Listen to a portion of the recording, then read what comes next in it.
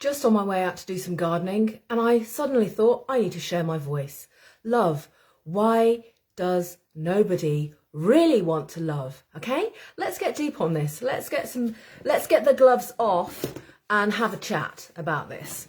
So I was thinking I was getting so fired up that I can't even go out and do any gardening in a house that possibly I won't be able to stay in as of next Wednesday. So yeah, why am I sharing this? Because there's some really profound information happening here, really profound stuff happening, and this is about choosing for love. Are we able to choose for love over everything?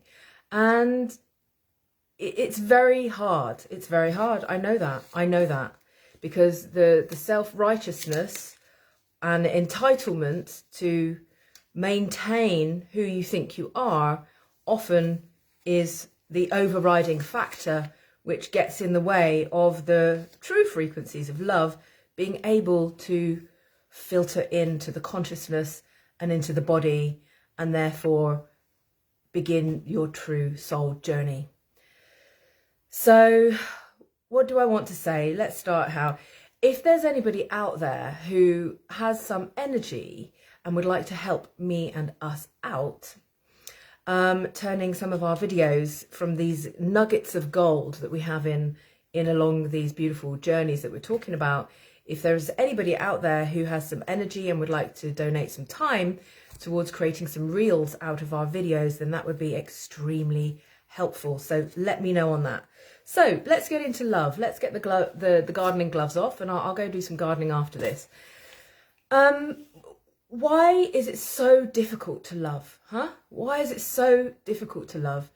Mainly because we have constructed a reality, like everybody here, like everybody has constructed a false reality off the back of what they have experienced as traumatic events throughout their whole of their life.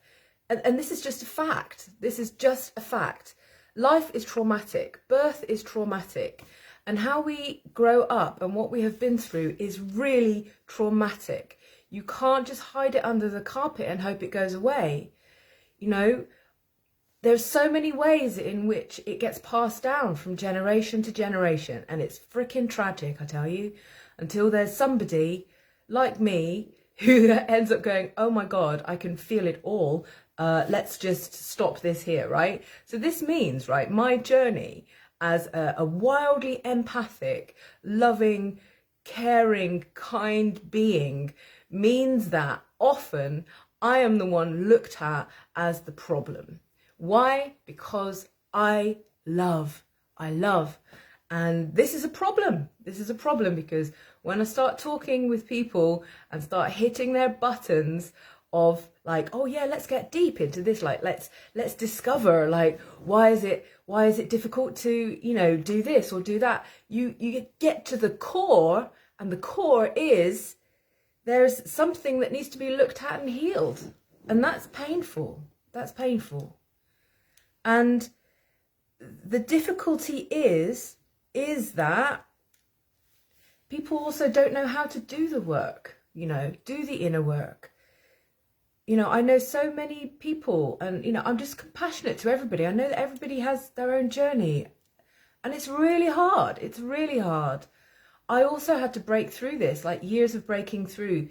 I grew up with a shame around going to see a psychologist or a psychotherapist. It's like, oh my God, no, you can't do that. Like, there's something mad with you. You know, I also grew up with atheism, like, oh no, you can't believe in anything. When you die, that's it. Like, and something was not right with me the whole of my life. And I spent the whole of my life searching rather than conforming or settling or fitting in. I mean, quite frankly, I don't fit in. Nothing about my astrology, my human design, my gene keys, whatever you want to call it, nothing about me is designed in my intelligence and my emotional intelligence to fit in. So that means that life is extremely excruciating. And yeah, it means losing a lot of people along the way, because they think you're an idiot. And all you're trying to do is find out, like, how to love more. And the advantage you get taken advantage of. And then when you start learning how to do your own inner journey, it's really painful. And, you know, signs of people not being able to make it are, well, you know, that psychologist didn't work. No, it didn't really work for me. I'm going to go back to doing my hobby. Classic sign. No judgment. It's just truth. That's all, you know. And I think this is why, having gone so far to really lose who I was as an identity, you know, lose those ego parts of myself, it's also extremely painful because you see the truth. You see the truth of where you came from, what you've been through, and you realise how connected you are to everyone, and it gets even more painful. And you realise how much love there is for everyone and how everyone has a difficult journey, and that's also really hard. And the wild thing about my journey is that somehow I've been creating art throughout the whole of it. It's been getting more and more increasingly hard, because creating art under such pressure is pressure of maintaining a living is absolutely wild. Because the integrity of my heart is so strong that it's taken me on an absolutely wild journey. And you might say, well, that's your choice. Well, actually, I've come to realise it's not my choice. You don't have a choice when you realise what integrity is and what true integrity is and true responsibility is. And that is to live love and peace and harmony. And it's not to facilitate circumstances where others suffer, because everyone has enough suffering to get through themselves. And when you can see this, it almost turns you speechless. And I'm a rather speechless at the moment, because the amount of cycles I have to go through, it's like carrying a burden of the weight of humanity, who's just really happy to keep going along with, you know, organising the next trip or holiday or away from, or anything outside of themselves, to keep busy from not seeing inside into the heart. And I've taken the flak the whole of my life for choosing to live love. So, yeah. And I've looked so deep into this for years, and it doesn't make it any easier. So I really understand why people also do not want to take the personal development journey. I really get it. If I would have known where it led, would I have chosen it? Me? Probably yes, because I live with absolute full integrity to love. So anyway, some things that have impacted me is not having a home, you know, throughout the whole of my life. Coming from a broken home with lots of emotional issues that have impacted the way that I grew up. And feeling and hearing and sensing all of that, but no one else other than me taking responsibility for emotional well-being is pretty hard. And it's really difficult to find words to describe it, because I understand everything that's gone on, and I understand intergenerational trauma, but it just doesn't make it any easier. And then when you try to describe your journey, it's like, well, how do I describe my journey? And part of that is, yeah, you know, I feel the pain of my grandmother who committed suicide. Like, I've journeyed into that. Yeah, that was like, I get it. And I feel that, you know, and I feel the pain of that's passed down through generations of that. It doesn't go away. You know, if the indigenous elders say how important the lineage of the family is, and the tribe is, I get it. I get it. And even though I don't have a family of my own, I understand why I don't. I don't have children. I don't have a home. I don't have anything stable. I get it. And it's a very difficult situation to look at. And taking responsibility, my friends, in this current lifetime is not, well, why don't you just go, you know, get a part-time job? Why don't you just get a council flat? Where I have come from and what I have journeyed through is, it's not about solving issues. It's about changing reality and creating a new reality where people can finally come together, let go of their egos that want to hold on to security, a false sense of security that is already crumbling in our society, that is already crumbling, and hold out a hand and say, fuck, you've had it hard. You've had it really hard. And you're still holding the light of love? Like, wow. Is that rewarded? No. So that's pretty hard to deal with. Yeah. Also, I was wondering, you know, I was also contemplating, as I'm not sleeping particularly well, as you can imagine, I was contemplating in the early hours about children.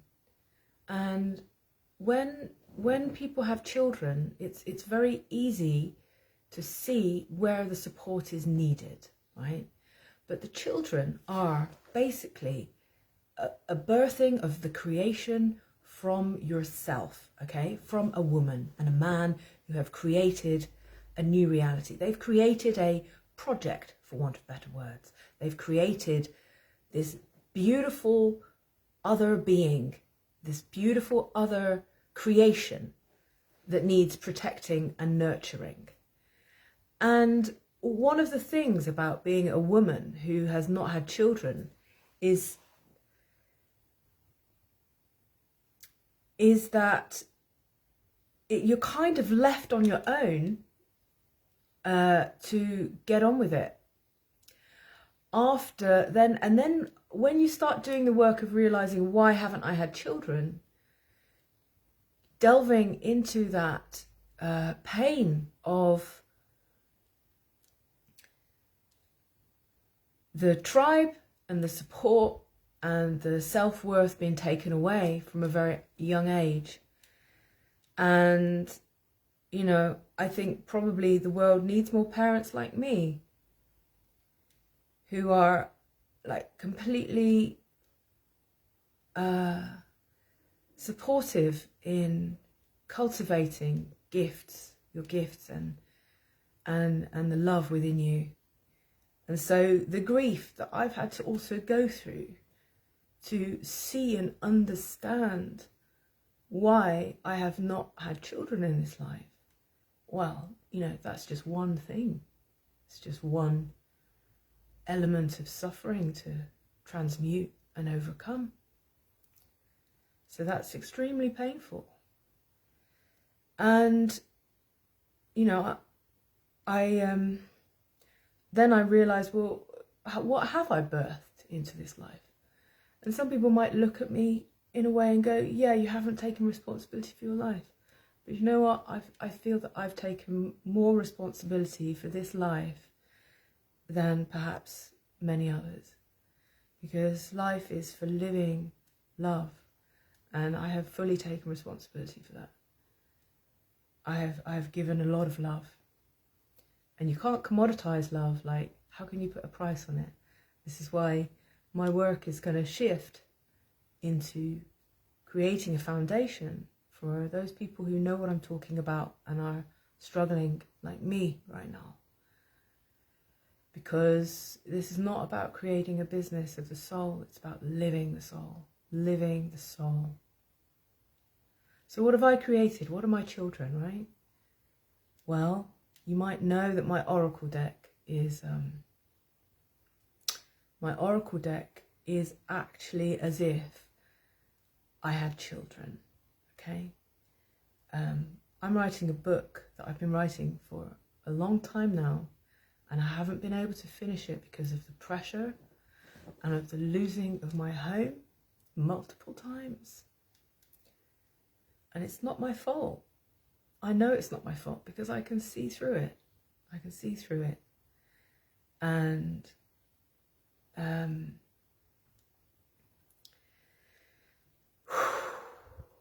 my art is my children. There's not many people that I know who have spent, 13 to 15 years cultivating consciousness and awareness. And the only way that I had left to do that was paper and pen. Because in my last relationship, well, my ex wanted to stop me from making art. And, that's been, and took away all of my ability and my financial stability that I had built up in creating a profile for myself as an artist. And you say, well, why did you do that? Well, I know that part of my mission in life is to live love. So it's not just about making art and selling it for me. There was something else calling, and this was very humanitarian. And it sounds weird, but it really is to spread the word of love, man. Because once you get so far and you stop saving your own ass from from whatever fear it is that you're afraid of, then you can actually start reaching what you're actually looking for, and it's terrifying. So, yeah, people do not want to love.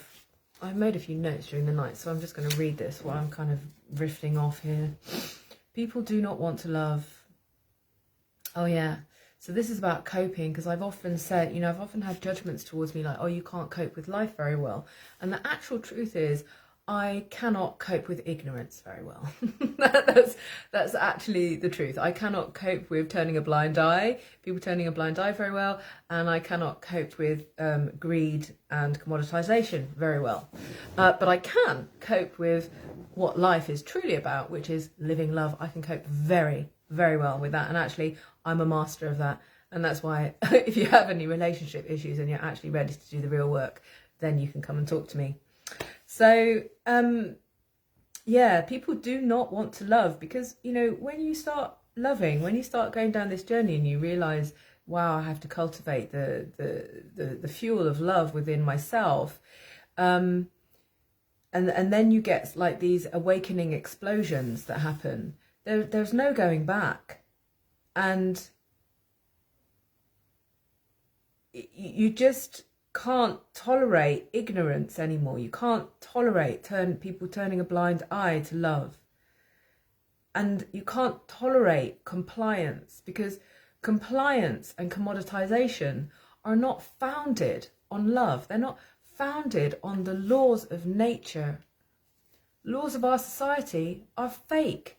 When you get through the vibration of love, you realize it's fake. So I can actually cope with life extremely well.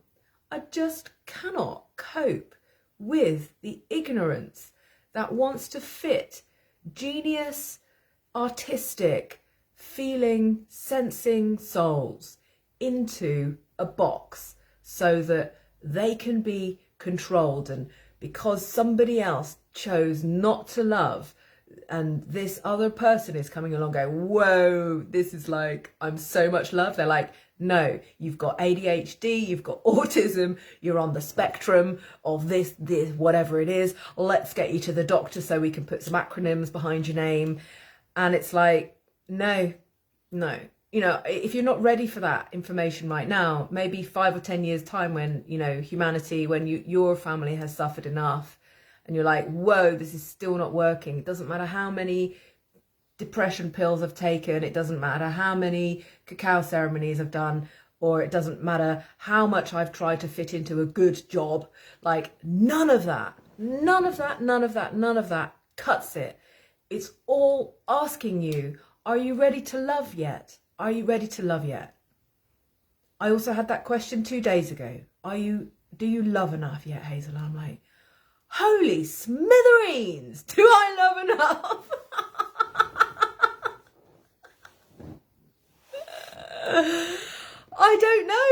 I don't know how much more I can love, but maybe losing my home next Tuesday will help me see more about how I can love more. It's fucking nuts. Blimey. Enjoy your holiday, people. I have no time off. Seriously. It's been a fucking nightmare. Anyway, at least I'm holding the light for humanity. At least I'm holding the light of love for humanity. That's really cool, isn't it? So, anyway, I made these notes like at 4 o'clock in the morning or something. I can't even read them. Yeah, so basically, like, your personal journey of life has to be grounded in love, or you will not make it. And you can see this in our parents, our elder generations. Everything is based in fear and separation, which puts people in it gives people diseases in itself in the body, right? So much stress. It puts separation there, and it's like, we now have the elderly instead of elders, and stuffing them off into home care. Like, it's outrageous. It's outrageous how destroyed our family systems have been. And, this has happened to my family. I can see it. I don't think anyone would really like to talk about it. It'd be way too painful. Way too painful to realise, oh shit, Hazel's not a complete waste of time. She just loves everybody. Yeah. That would be a miracle, wouldn't it? That would be a miracle. God. So, that's what I wanted to say. It's like the only thing as well that brings on this pain of suffering that I'm feeling right now is like when your love is not received, And I pour love into everything I do. And then you think, well, gosh, why? And I've tried to commoditize my artworks. Like, okay, I remember making one of my first paintings, which was like absolutely stunning. I've still got it packed away somewhere. In somebody else's home. Like, that's so ridiculous, my story. I remember when I first painted it, and my first narcissistic abusive husband said, oh, that's amazing, why don't you just repeat it and make 20 of them? And I was like, even then, I was like early 20s, mid 20s, I was like, I don't think I can do that. So all of my life I've held such integrity to love. And what do you get for it? Like, I think this is why, what do you actually get for it? Because if you're not supported in this journey, you're going to get lost down the drain. Maybe that's where I'm headed next Tuesday. We'll see. And so this is what I'm saying. Like, I'm asking for donations, like, really seriously. But I don't want to build a business. I want to create a foundation for humanity. See how far we can get. Let's see how far we can get people and do something different, huh? Let's do something different. Bring back the love, the creation, the vitality. Yeah, if you want to get, deep into it, there's sacred sexuality involved if you're into that. But I'm not going to teach you that unless you've gone through the first teachings yet. Everybody wants something. How about you don't want anything, huh? How about you just let go and do something different? Support somebody else who's suffering for a change, and know that if we club together, we can actually make a difference. Rather than having a tea party. I mean, that would be good, wouldn't it? So this is why people check out, because love is absolutely excruciatingly painful, that it's much easier to exit and come into a logical mind about it. But actually, logic also kills love. And to be a pioneer in this is utterly, utterly excruciating.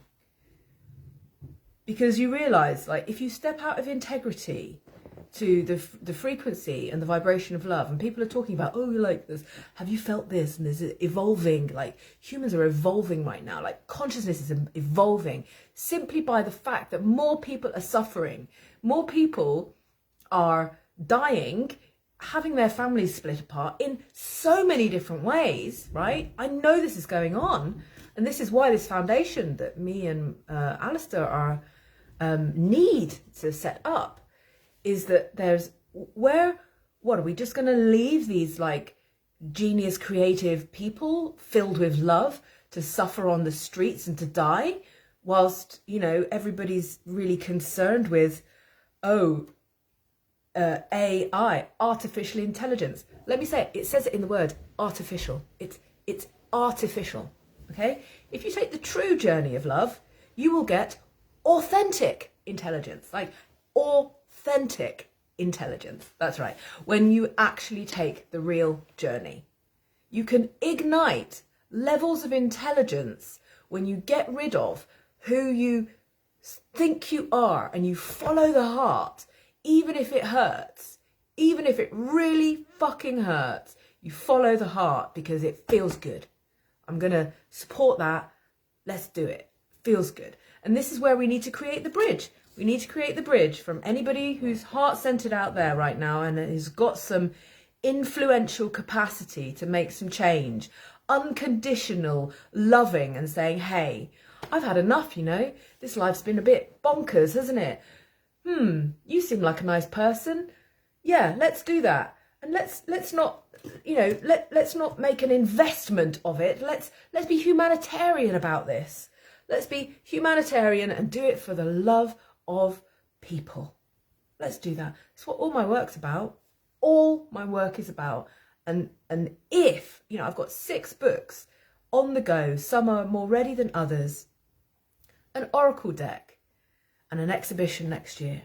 Now, you know, it's like I'm in this impossible situation. It's like I can't even talk about it. It's just so impossible because there's this pressure behind, like, why don't you take responsibility for your life, Hazel? Freaking heck, I am. Please, please, please. Can I have support for my children now? My children that I were never able to birth, but I created it through my art. Is there any value in that? What about parents who are just not loving their children? And, you know, what about parents who, or children who go on to create, you know, have other divorces? This is what all my work's about. Healing separation, healing isolation, healing divorce, healing the pain of living love and not being supported. So we cannot do this on our own. Nobody can do this on our own. Nobody. It doesn't matter what life you're living right now.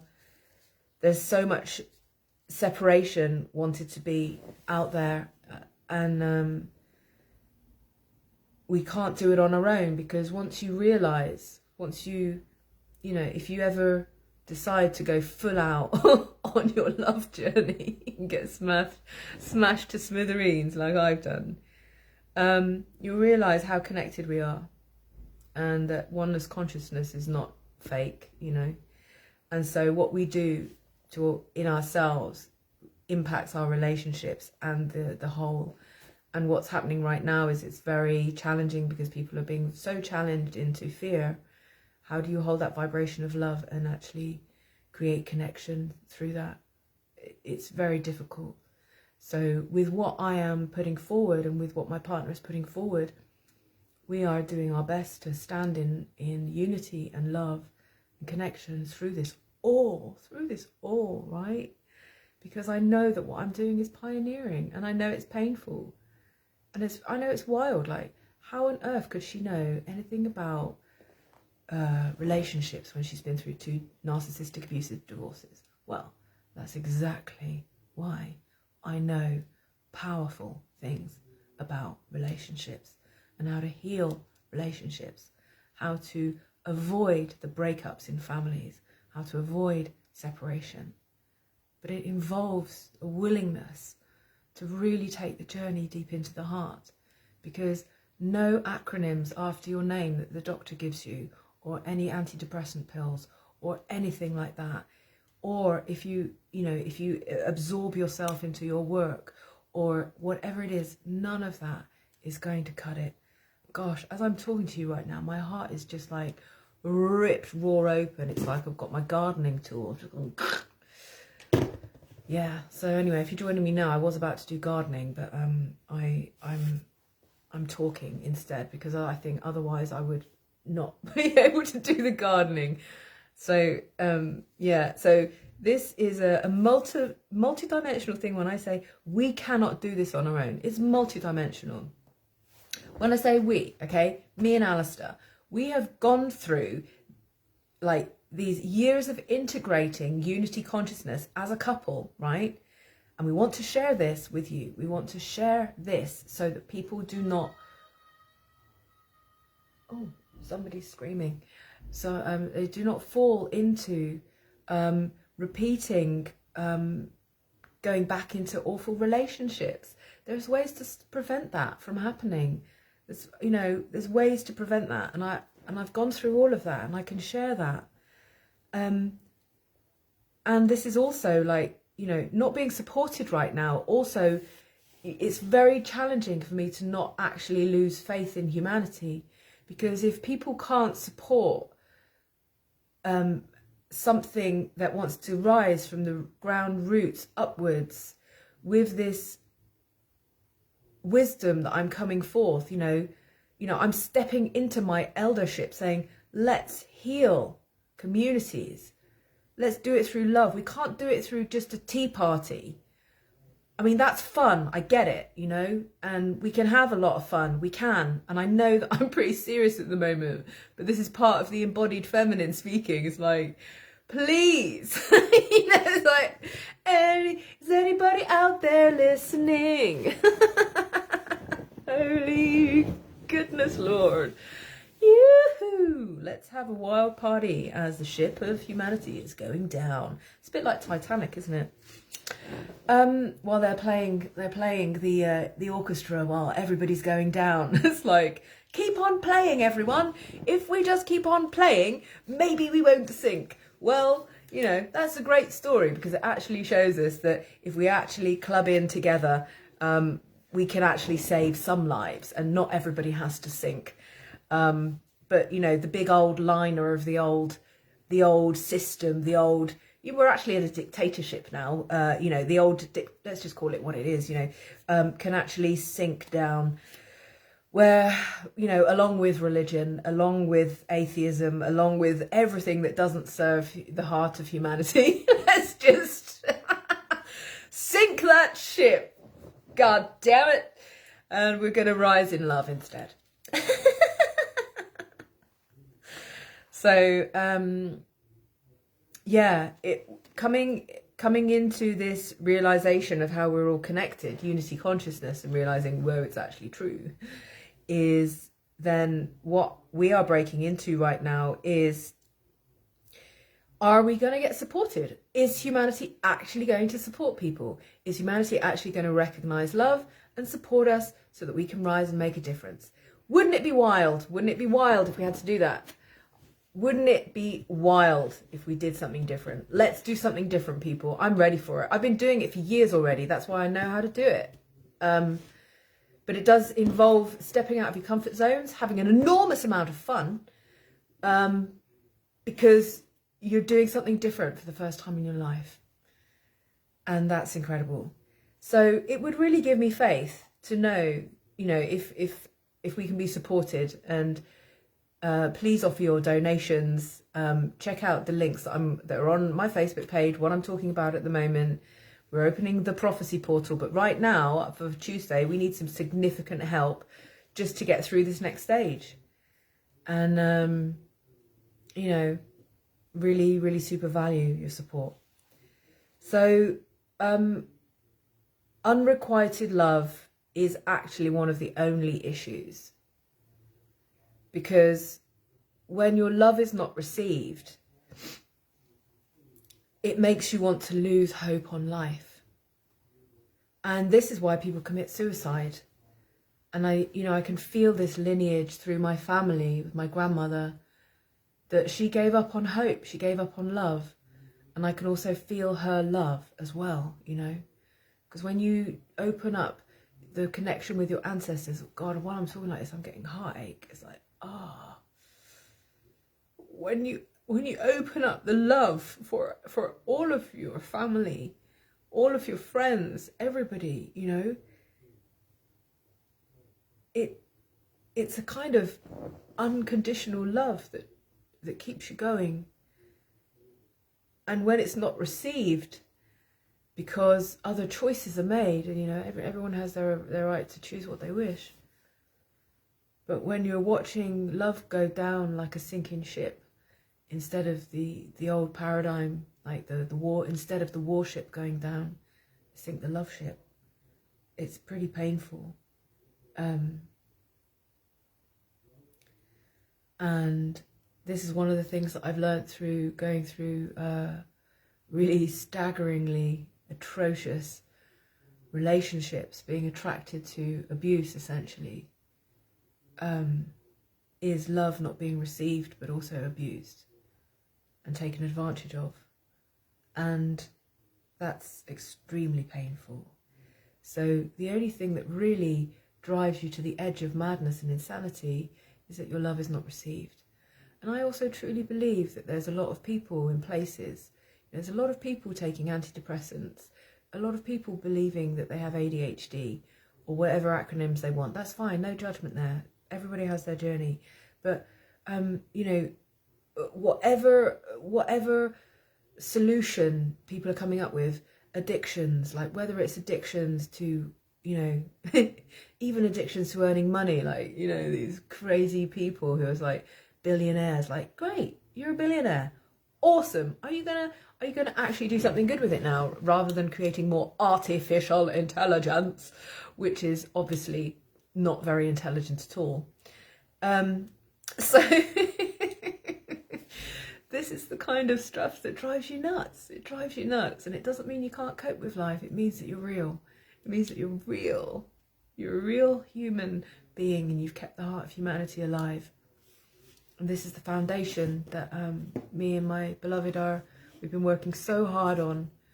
And these next level teachings of love are really, really hard to take, because it's asking for change, and people don't want to change. So any logic applied to what I'm saying will kill it immediately, because logic kills love, rationale kills love. You cannot quantify it.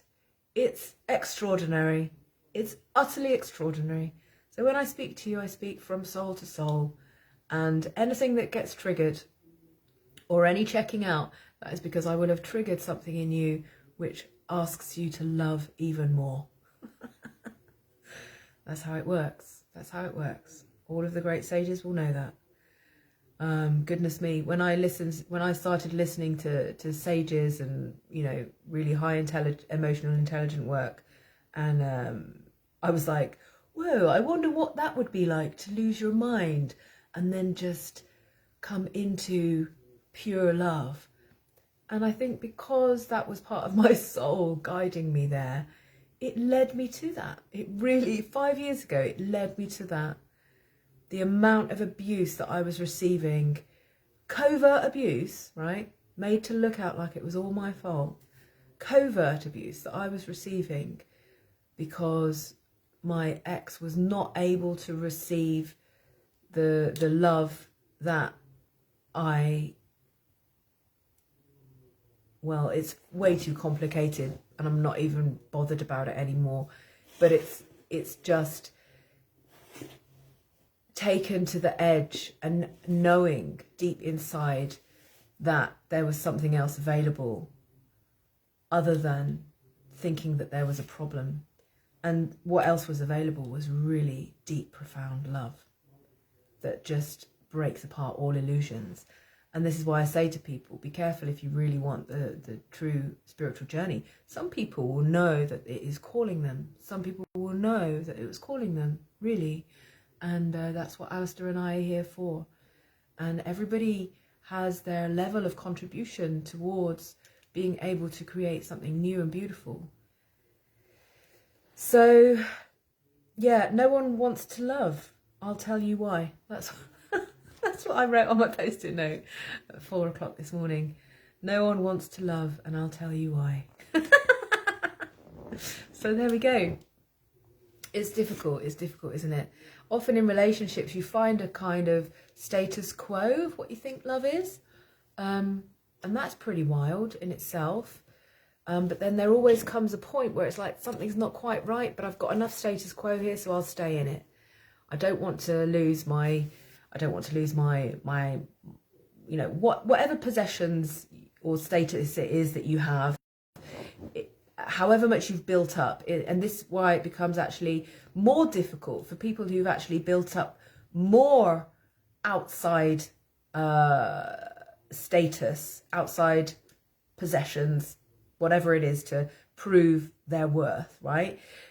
Where the more that they have, the more difficult it is to shift from logic, safety, which is also fear, into love and reciprocity, caring, lending out a hand. It's really hard, really hard. But I do think, well, I hope that there's some people out there who have the potential to help influence and create something new with me, with my partner, because they also believe in love, and they believe that something else is available, because nothing is quite working yet. So anyway, I will put my gloves on. Put my gloves back on and go and do some gardening now, which is quite difficult in itself, because it's very difficult to continue investing in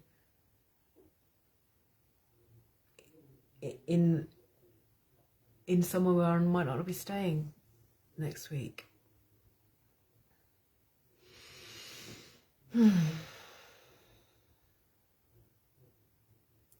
And I think that's also, just before I go, something also really painful, you know.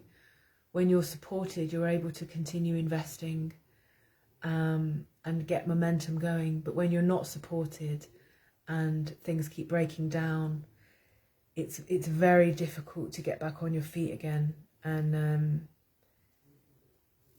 very, very difficult. And I've had this for the last 20 years. It's very, very difficult. And I know it's not my fault either, and that, you know, it's not really like anyone's to blame, but, you know, people can take responsibility for the pain that they inflict on others because they haven't resolved their own traumas yet. People can do that, and perhaps now is also a time to do that, to say, oh gosh, I got it wrong, let's help you out now. That would be really helpful, because I'm finding it excruciatingly difficult to, well, I don't know, the amount of strength that it's requiring me, it is unfathomable. Anyway, if you fancy tapping into some unfathomable love, then get on board. I'd love to hear from you, really love to hear from you. I will see you later, because I might have more to talk about. Bye for now. Please, check out the links, and please just do something different and support us. Check out what we're doing with the Prophecy Foundation, creating a new reality for people who really need it. That's where all my work's going to be going into, because there's nothing else worth living for other than cultivating love. So please support us. We're doing the real work, the real deal. Oh yeah, get on in there. Lots of love to you. See you soon. Oh, if I can press the finish button. Yeah, thank you very much.